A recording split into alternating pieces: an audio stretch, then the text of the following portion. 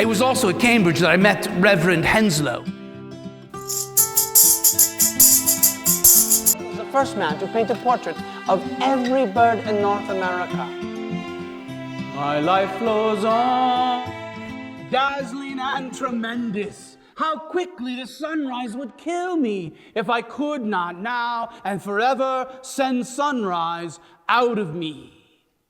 I am the old gray-beard poet Walt Whitman, and I've come to dazzle, to send a little sunrise and bask in your glow. The poem continues, dazzling and tremendous. How quickly the sun would kill me if I could not now and forever send sunrise out of me. We also ascend, dazzling and tremendous as the sun. We found our own, my soul, in the calm and cool of the daybreak. My voice goes after what my eyes cannot reach. With the twirl of my tongue, I encompass worlds and volumes of worlds. I am the old gray-beard poet, Walt Whitman, and this little book, Leaves of Grass, changed the world of poetry. And I ask, is there a better world worth changing? It changed the hearts of women and men. This little book, though it barely sold a few hundred copies, the same year that Hiawatha by Longfellow sold tens of thousands of copies, this book changed the world of writing. Hiawatha, who remembers it? Hiawatha is based on some Finlandian epic, the Kalevala, and he plagiarized the idea from Henry Rowe Schoolcraft. These words are truly original in form and function. I remember when I was a young man, I heard Ralph Waldo Emerson speaking about an American poet that would break the shackles of European traditions and capture the voice of America, the song of democracy. That is my humble mission. And this book, I set every letter in the typesetting machine. I helped to print it myself. I designed the cover. The poems themselves are inspired by the good King James translation of the Bible. I believe it was a fellow Quaker who loved those long and looping lines.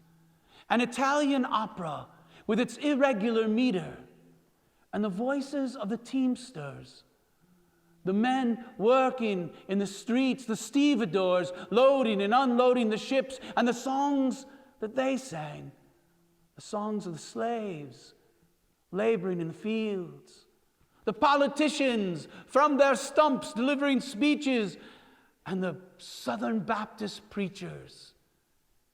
These were the voices that I sought to capture.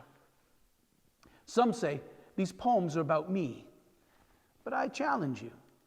Could they also be about you? What of yourself do you see in this poem that some say is autobiographical? There was a child who went forth, and the first object he gazed upon and received with wonder or pity, love or dread, that object he became. And that object became a part of him for the day or a certain part of the day or for many years or stretching on cycles of years.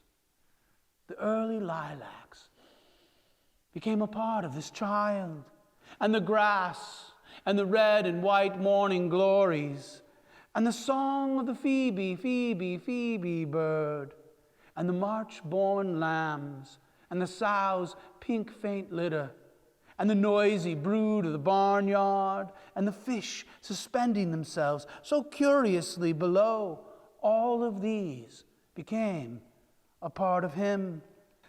The mother at home quietly placing the dishes on the supper table, the mother with mild words clean her cap and gown, a wholesome odor falling off her person and clothes as she walks by.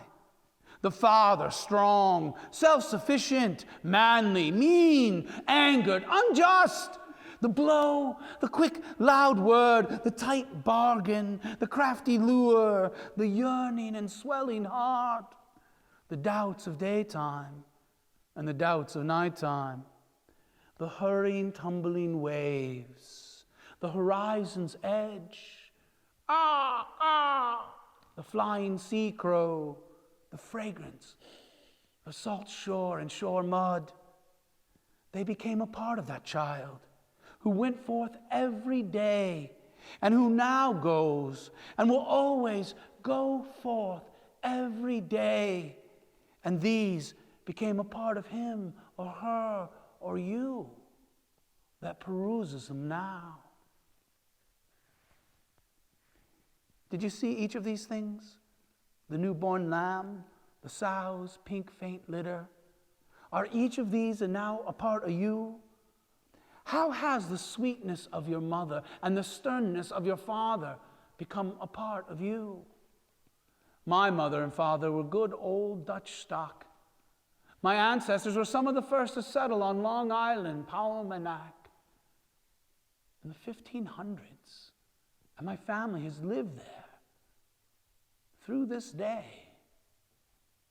Me, I was born on Long Island, May 13th, 1819. My father was the son of a farmer, but when we were still young, he moved us into the city, Brooklyn. Well, I say it was a city, it was little more than a farm village. My father would buy a lot, and then he would slowly build a house, and as soon as it had a roof, we would move in. He would finish the house, and then he would sell it, buy another lot, and start another house. We moved many times. And rarely did it seem that my father made much of a profit, though the city was booming while we were there. We knew hard times. I know, hard times. Let us pause in life's pleasure and count her many tears as we all sup sorrow with the poor. There's a song that will linger forever in our ears. Oh, hard times come again no more. 'Tis a song, the sigh of the weary. Hard times come again no more. Many days you have lingered around our summer door. Oh, hard times come again no more. When I was still a boy, I got a job running errands for a law office. I loved the time leaning and loafing on their sofa, awaiting a package or a letter to get signed. They had a library, and they kept books on a shelf that I could reach that they knew that I would love. That was my real education. Reading Robinson Crusoe. And the English poets, Shelley and Byron and Keats, were just coming into their own.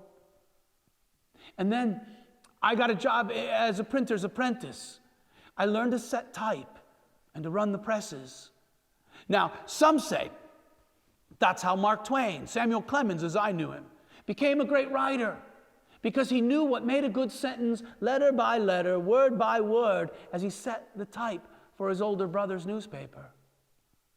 My family moved back to Long Island, and I chose to stay, 14 years old, and I'm on the streets of New York, making a living for myself.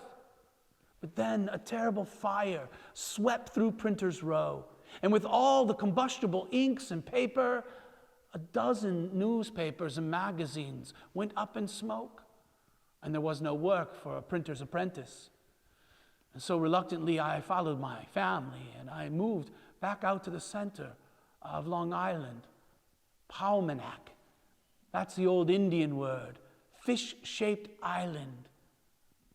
The tail, out in the Hampshires. The head, Queens and Brooklyn. The fin on the top is bordering Connecticut, and the belly of the fish, the broad Atlantic. I got a job teaching in a one-room schoolhouse. I could read and write, and so I could teach others. Many of these students, these farm boys, were much bigger than I was, and discipline was always an issue. But when I let the boys run free for outdoors and the fresh air, that's where real learning happens. I would board with families. Some of them warmly welcomed me in as family, but more often than not, I slept in the barn with the sheep and cattle in the hayloft, maybe. It wasn't the happiest time of my life. But I did, from that experience, write this poem, Palmanac, the fish-shaped island. As I ebb with the oceans of life, as I wended the shores I know, as I walked where the ripples continually wash you, Palmanac, where the fierce old mother endlessly cries for her castaways, I musing late on an autumn day, gazing off southward, held by this electric self, out of the pride of which I utter poems, was seized by the spirit that trails in the lines underfoot, the rim, the sediment that stands for all the water and all the land of all the globe.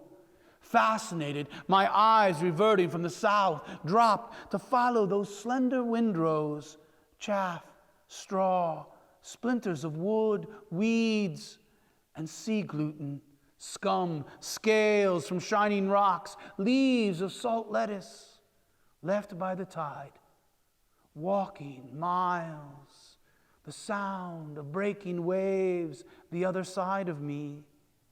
As the ocean so mysteriously rolls toward me, closer and closer, I too but signify, at the utmost, a little washed up drift, a few sands and leaves to gather, and merge myself as part of the sands and drift. Oh, baffled, balked, bent to the very earth, oppressed with myself, that I have dared to open my mouth. I have not once had the least idea of who or what I am. But that before all the arrogant poems, the real me stands yet untouched, untold, altogether unreached. But these little shreds, indeed, standing for you and me and all. You friable shore with trails of debris, you fish-shaped island, I take what is underfoot. What is yours is mine, my Father. I too, Palmanac, I too have bubbled up, floated the measureless float, and been washed upon your shores. I too am but the trail of drift and debris. I too leave little wrecks upon you, you fish-shaped island. I throw myself upon your breast, my Father. I cling to you so you cannot unloose me. I hold you so firm till you answer me. Answer me something. Ebb, oceans of life, the flow will return. Cease not your moaning, you fierce old mother. Endlessly cry for your castaways, but fear not. Deny not me. Tufts of straw, sand, fragments, a briny tear, a dab of liquid or soil, a limp blossom or two torn, just as much for us, that sobbing dirge of nature, that blare of cloud trumpet. We spread out before you, you up there, walking or sitting, whoever you are. We too lie in drifts at your feet. Palmanac. 'Tis a sigh that is wafted across the tumbling wave. 'Tis a wail that is heard upon the shore. 'Tis a dirge that is murmured above the lowly grave. Oh, hard times come again no more. 'Tis a song, the sigh of the weary. Hard times, come again no more. Many days we have lingered around your cabin door. Oh, hard times, come again no more. I knew hard times. I quit teaching and I moved back to my Manhattan, the Indian word for the island you call New York, Manhattan. The printing presses were running again, and this time I got a job as a reporter. I love the theater, Shakespeare, Jenny Lind, the Swedish Nightingale. I fancied myself a bit of a public speaker and went to lectures. It was then I heard Ralph Waldo Emerson calling for an American poet, an American voice. I still seek to be that voice. I began to write poems, and I wrote a temperance novel speaking out against the sins of alcohol while drinking at Pfaff's Pub. Pfaff's Pub was a place where Edgar Allan Poe would frequent, bohemians, actresses. I would go to the hospitals, and I would write about the soldiers returning from the war. I loved the theater. But then I went off to New Orleans, where I got a job working for the Crescent. And when I came back to New York, they didn't like my free soil politics in New Orleans. So when I came back to New York, I went to work on this book. Like my father, I became a house carpenter. I would buy lots of land and I would hire the crew to help me build a home and then sell it, but I made a bit of a profit. And in this way, I took care of my mother and my brothers and sisters. I was the principal breadwinner for my family. My father left us. And while I was building houses, I went to work on this book, Leaves of Grass, truly unique. As I've already mentioned, I love the long lyrical lines of Italian opera, the rhythms of the good King James Version of the Bible, but also in Palmanac. Did you hear the rhythms of the waves and how they have the varied length, one wave, another, and then a third? I love the rhythms of the wild, the songs of the Teamsters. I set the type. I chose this green leather. I put the gold leaves of grass, to make it look like one of those romance novels that were popular in my day. My name is nowhere upon the book, nor within it. You might see an image of me cut in copper or steel and printed. The first poem was my announcement to myself, my song of myself. I celebrate myself, and what I assume you shall assume, for every atom belonging to me as good belongs to you. I loaf and invite my soul. I lean and loaf at my ease, observing a spear of summer grass. Have you reckoned 1,000 acres much? Have you reckoned the earth much? Have you practiced so long as to learn to read? Have you felt so proud to get at the meaning inside a poem? Spend this day and night with me, and you shall possess the origin of all poems. You shall possess the good of the earth and sun. There are millions of suns left.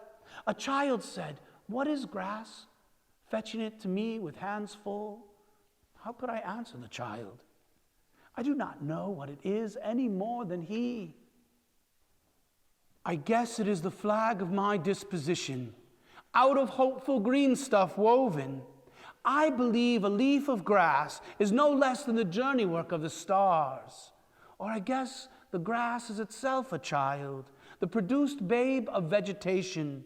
All goes onward and outward, and nothing collapses. And to die is different from what one supposes, and luckier. Has anyone supposed it lucky to be born?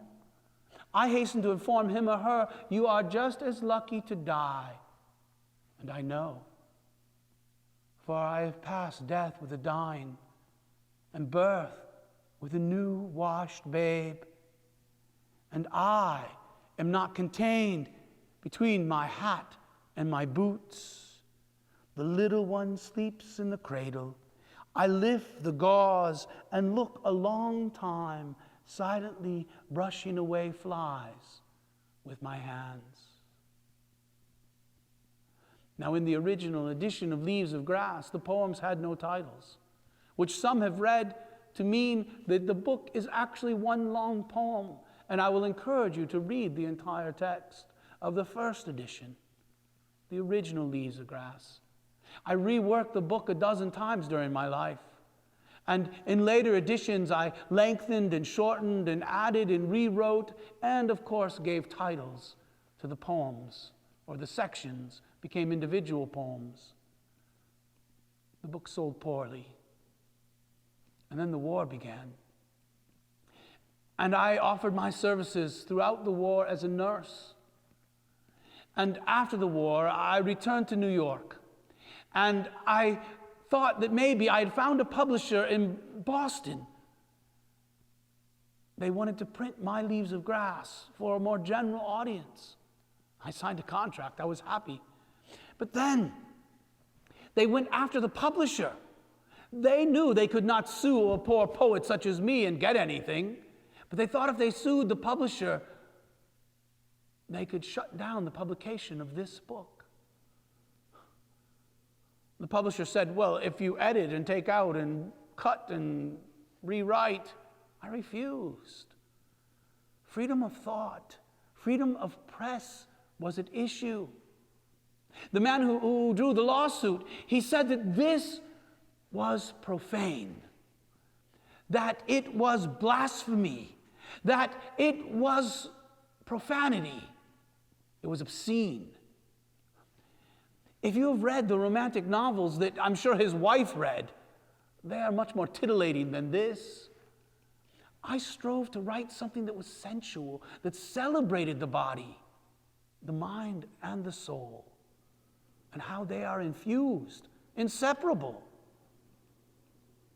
This is one poem that they wanted to take out of the book. You tell me if you think I've crossed the line. It is called The Dalliance of Eagles. Skirting the river road, my forenoon walk, my rest, skyward in the air, a sudden muffled sound, the dalliance of eagles.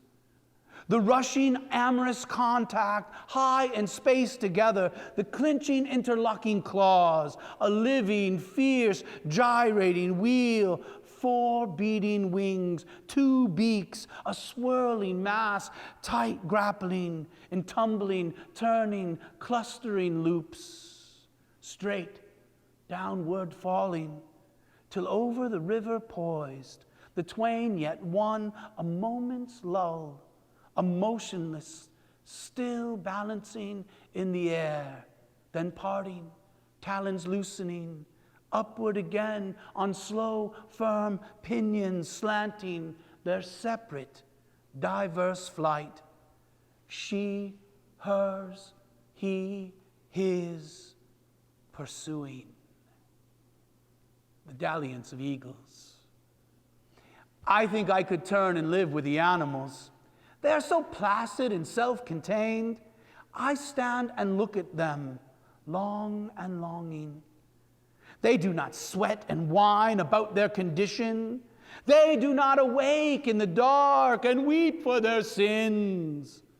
They do not make me sick discussing their duty to God.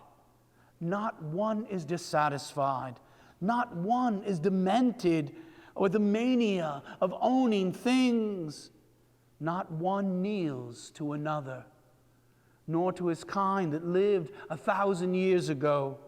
Not one is respectable or industrious over the whole earth. But you've heard enough of my yawp and bawl across the rooftops. Maybe you would rather wander out and see the stars. It reminds me of one last poem. When I heard the learned astronomer, with the proofs, the figures were ranged in columns before me, when I was shown the charts and diagrams to add, divide, and measure them, when I, sitting, heard the learned astronomer, where he lectured with much applause in the lecture hall, how soon, unaccountable, I became tired and sick, till rising and gliding out, I wandered off by myself in the mystical, moist night air.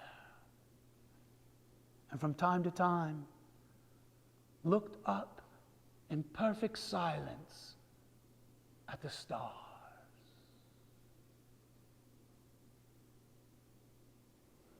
My life flows on in endless song, above us lamentation.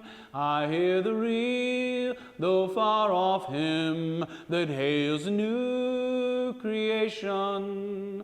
Throughout the tumult and the strife, I hear the voices ringing, sounds an echo in my soul. How can I keep from singing?